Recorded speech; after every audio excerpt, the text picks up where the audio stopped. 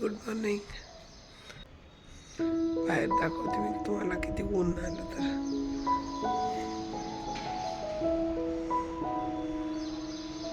दूध तापवते आणि मस्त चहा पिते. चला चहा प्यायला.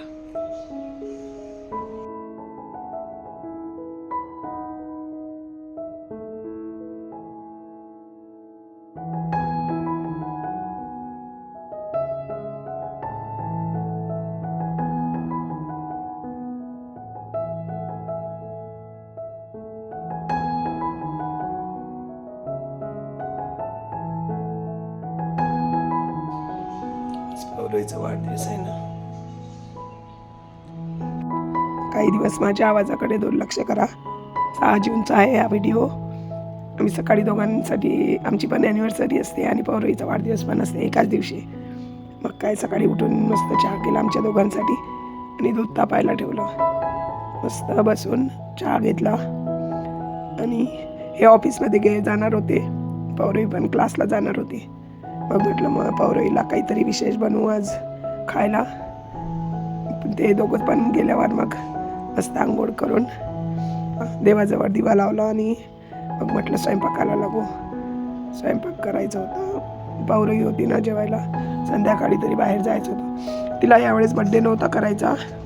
बड्डे नाही करायचा म्हणजे फ्रेंड्सला नाही बोलवायचा. तसाच घरी साधा साधा बड्डे करायचा आहे. फक्त केक कटिंग करू आणि बाहेर जेवायला जाऊ. मग काय मी आंघोळ केली, तयारी केली, दिवा लावला देवाजवळ आणि मग म्हटलं काहीतरी बनवते.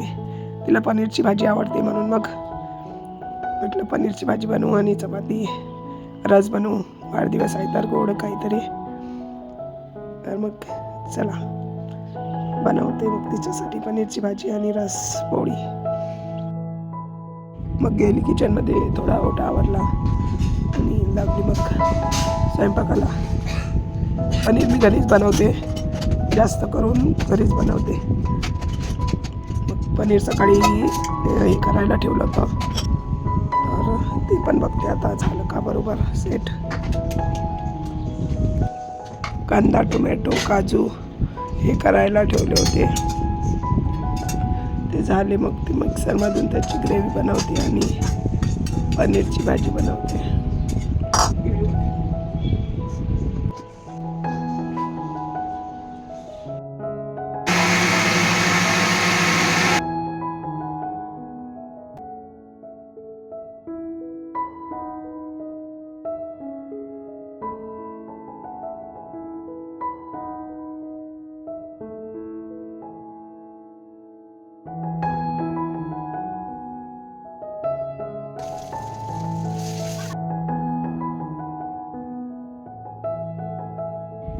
घरी बनवलेलं पनीर दाखवते. छान बनलं वाटते. घरचं पनीर चांगलं होते, सॉफ्ट होते आणि मस्त टेस्टी पण लागते.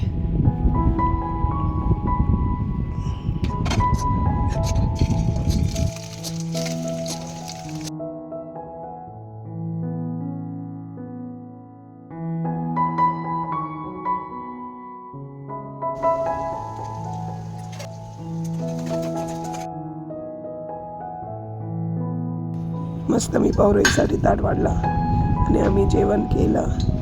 आणि संध्याकाळी काहीच नव्हतं करायचं, फक्त केक कटिंग करायची होती तर फक्त केक कट केला.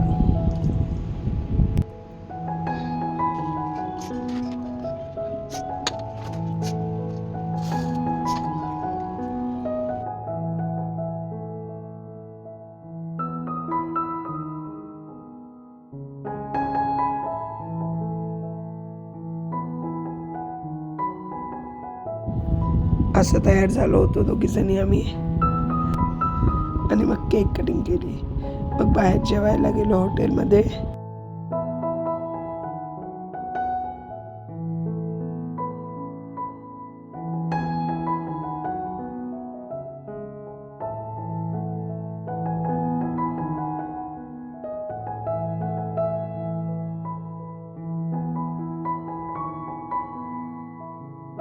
अशा करून आम्ही बड्डेचा आणि ॲनिव्हर्सरीचा दिवस संपवला. बाय.